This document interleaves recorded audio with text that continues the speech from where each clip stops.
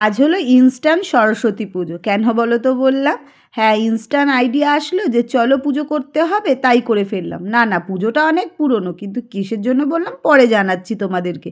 এই দিয়ে দেখো ইনস্ট্যান্ট পুজোর ইনস্ট্যান্ট প্যান্ডেল সুন্দর রেডি হয়ে গেছে। কথায় আছে না, ইচ্ছা থাকলেই উপায় হয়, সেটাই হয়েছে। ভগবান বলেছে তোদের কাছ দিয়ে পুজো নেব, তার জন্য পুজোটাও হয়ে গেল। আর এই দিয়ে দেখো পুজো কমপ্লিট হয়ে গেছে, এবার প্রসাদটা ঠাকুর খাক আর আমরা ঘর থেকে ঘুরে আসি। আর এদিকে দেখো সরস্বতী পুজো মানে খিচুড়ি, সেটাই আমার ছেলে খাচ্ছে।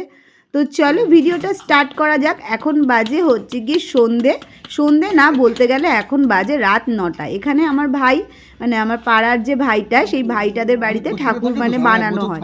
তো ওর মানে জেঠু নেই, তার জন্য ও একটুখানি টিকলিটা পরিয়ে দিচ্ছিল।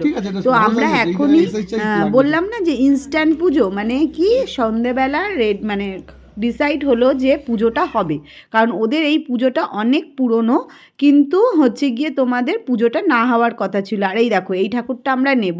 তো ওদের কোনো দিনেও এরকম সাঁচের ঠাকুর নেওয়া হয় না, ওদের বড় ঠাকুরই নেওয়া হয়। যেহেতু ওদের মানে কি বলবো তোমাদেরকে, যে ভাইটা দেখলে ঠাকুর বানাচ্ছিল মানে টিকলি পড়াচ্ছিল, ও হচ্ছে গিয়ে মানে ওর জেঠু মারা গেছে। তো ওদের ফ্যামিলি থেকে কেউ ধরতে পারবে না। তো আর হচ্ছে কি আমার বান্ধবীদেরও হচ্ছে গিয়ে ওর হচ্ছে ঠাকুমা মারা গেছে, তো সেই কারণে ও ধরতে পারবে না। তো এরকম করে করে কে পুজোটা করবে, মানে যারা উদ্যোগ নেয় তাদেরই একটা অছুজ পড়ে গেছে, কালা অছুজ, তো ওর মধ্যে তো পুজো করতে পারবে না। তো ওরা ভেবেছিল পুজো করবেই না। তো সন্ধেবেলা হট করে বললো যে চল পুজোটা করা যাক। তো কে সব ঠিকঠাক করবে? তো আমাকে বললো যে তুমি করে দাও। তো আমি বললাম যে ঠিক আছে করে দেবো। তো সন্ধেবেলায় সব ডিসাইড করে রাত্রি 9টার সময় আমরা বেরিয়ে পড়েছি। তো ওইদিকে ঠাকুর অর্ডার করলাম, দশকর্মা ভাণ্ডারের সমস্ত কিছু অর্ডার দিয়ে ফুল বেলপাতা যা যা লাগে ফল টল কিনে আবার চলে আসলাম দশকর্মা ভাণ্ডারে। তো এখান থেকে সমস্ত জিনিসটাই কিনে নেবো রাতের মধ্যেই, যেহেতু আর সময় নেই, ভোরবেলা পুজো হবে। ভোরবেলা মানে একটু দেরি করেই হবে, মানে এত আয়োজন কি করে করব। তো এইদিকে দেখো সব কেনাকাটা কমপ্লিট হয়ে গেছে, আর সাজানোর জন্য এই কদম ফুলগুলো নিয়েছি। আর এবারে বেশ সুন্দর প্লাস্টিকের কদম ফুল বেরিয়েছে। তো চলো ওই দিক দিয়ে আমরা খাওয়া দাওয়া কমপ্লিট করে রাতের বেলা আবার চলে এসেছি প্যান্ডেল বানাতে। এখানে মানে ডিসাইড হয়েছিল আর কি কোনো রকমে হচ্ছে গিয়ে প্যান্ডেলটা হবে, মানে পেছনে কাপড় একটা দিয়ে দেবে, দিয়ে ফুলগুলো সাজাবে। তারপরে আর কি সবার মাথায় বুদ্ধি এসে গেল, এবার কোথা থেকে কত রকমের কার্টুন চলে আসলো, সেই কার্টুনগুলো দিয়ে সুন্দর ডিজাইন করে দেখো কত সুন্দরভাবে করছে রেডি। তো এখন বাজে প্রায় 11:30 12টা, আমরা অনেকটা রাত্রির অবধি এখানটায় ছিলাম এই প্যান্ডেলটা করার জন্য। তো তোমরা দেখতেই পাচ্ছ কত সুন্দরভাবে প্যান্ডেলটা তৈরি হচ্ছে।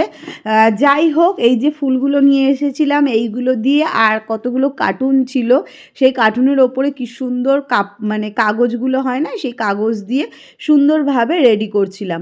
তো চলো এইদিকে মোটামুটি আমাদের রেডি হয়ে গেছে, আর একটুখানি বাকি রয়েছে এই দিক দিয়ে, সেইটাও হচ্ছে কি কাগজ এনে পুরো একদম সাটিয়ে দেওয়া হবে, হয়ে পুরো কমপ্লিট হয়ে যাবে। প্যান্ডেলটা আজকে কমপ্লিট হয়ে যাবে। আর ওপরটা দেখেছো একটা ছাতা দিয়ে দিয়েছে, যাতে মানে বৃষ্টি বৃষ্টি হলে না কিছু হয়। আর এদিকে কাপড় দিয়ে মানে কাগজ দিয়ে তোমার টেবিলটাও সাজিয়ে দিয়েছে, একদম ম্যাচিং হয়ে গেছে, ভীষণই সুন্দর লাগছে। মোটামুটি পুরো রেডি। আর পেছনের দেখো ওই চুটটা কি সুন্দর লাগছে না, পুরো বাসন্তী কালার, বেশ সুন্দর লালের সঙ্গে মেল হয়েছে। আর দেখো এই যে পুরো কমপ্লিট হয়ে গেছে প্যান্ডেলটা। এবারে হচ্ছে গিয়ে চলে যাব আমরা বাড়িতে, এটাকে একটুখানি ঘিরে ঘাড়ে দিয়ে তারপরে চলে যাব বাড়িতে। আর দেখো পুরো প্যান্ডেলটা খুব সুন্দর হয়েছে। যাই হোক, এইদিকে তো চলে এসেছি রাতের বেলা, আর সকালবেলা উঠে চলে এসেছি এখানে গোছগাছ করতে। তো ওরা তো দাঁড়িয়ে ছিল, ওরা ধরতে পারছিল না, তো আমাকে বলছিল এটা করো ওটা করো। আর সত্যি কথা বলতে এরকম পুজো আশ্রা আমি কোনো সময় করি না, যেহেতু আমাদের কোনো দিনে এরকম বড় করে পুজো টুজো হয় না। তো আমি বলছিলাম যে কি করে কি করব, তোরা শুধু আমাকে বলে দে। তো এইদিকে ফলটা কেটে এদিকে ঘর টট গুছিয়ে নিয়েছি। আর তারপরে আর কি এইদিকে গোছাচ্ছিলাম সুন্দর করে, আর পেছনে লাগছিল যে আর গোছাতে হবে না, তাড়াতাড়ি কর, এক্ষুনি ব্রাহ্মণ চলে আসবে। দেখতে পাচ্ছ থালাটা সাজাচ্ছিলাম, তারপরে দেখবে থালাটা কিছুই সাজানো হয়নি। যাই হোক, এই যে দেখতে পাচ্ছ পুজো শুরু হয়ে গেছে।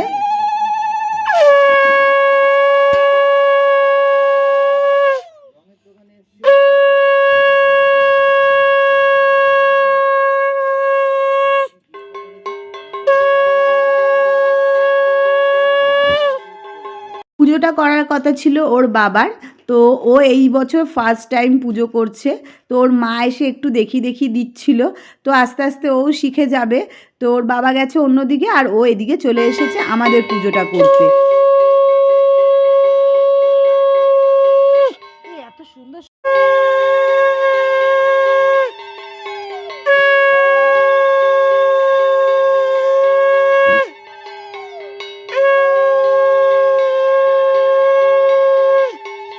মোটামুটি পুজো কমপ্লিট। এখন দেব হচ্ছে গিয়ে অঞ্জলি।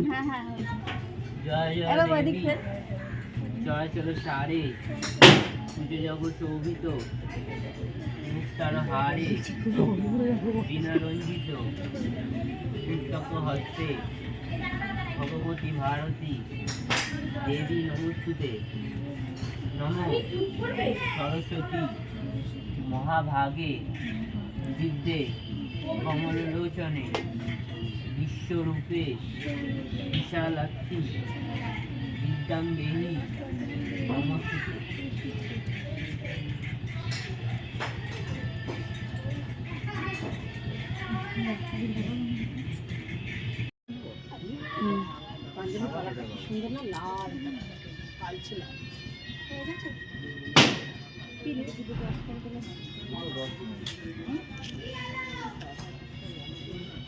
ও আমি পয়সা নিয়ে আসি দাঁড়া।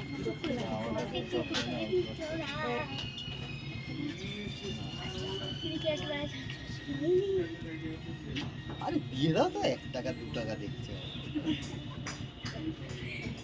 তো ওই মুখটা বের কর, তাহলে হবে।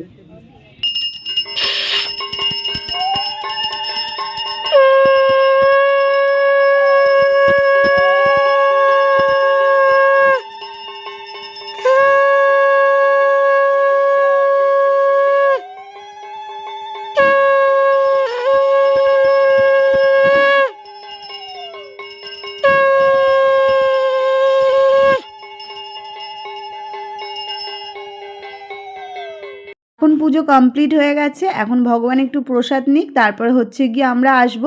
তো চলো, এই যে মাকে কত সুন্দর লাগছে। তো এখন আমার ঘরে গিয়ে পুজো দিতে হবে।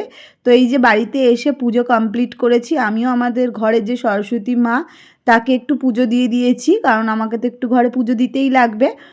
তো এই তো পুজো দিয়ে এবার রান্নাবান্না কমপ্লিট করতে হবে। রান্নাবান্না সেরকম একটা নেই কিছু। তো চলো, দেখো কত সুন্দর লাগছে। আমার তো ভীষণই ভালো লেগেছে সিংহাসনটা। তোমাদের কেমন লেগেছে অবশ্যই জানিও কমেন্টের মাধ্যমে।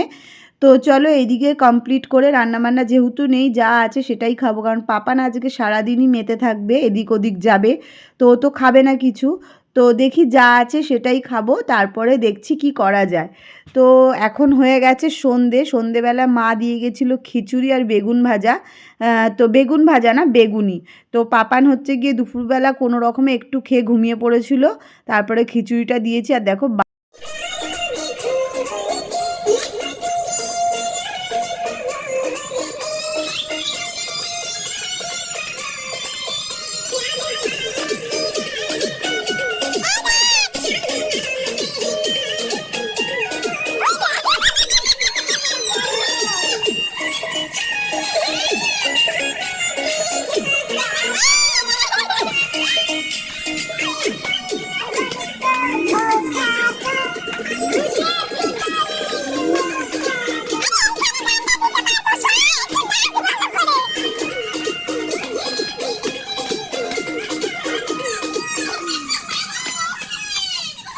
জানি আজ এই ব্লগটা অনেকটাই ছোট হয়ে গেছে, কিন্তু কিছু করার নেই। দুপুরবেলা সেরকম একটা কিছু করার ছিল না। আর সন্ধ্যেবেলা রান্নাবান্না করেছি, সত্যি কথা বলতে তখন না আমার অতটা খেয়াল ছিল না যে আমি একটু ভিডিও করি। আমার ভিডিওটা অনেকটা ছোট হয়ে গেছে। তো আমি অর্ধেক এডিটিং করেছিলাম, তাও আর কি। তো চলো, এই ছোট ব্লগটাই কেমন লাগলো অবশ্যই জানিও। ভালো লাগলে লাইক কমেন্ট শেয়ার করে দিও, দিদিভাইয়ের পাশে থেকো। তো আজকের মতন টাটা।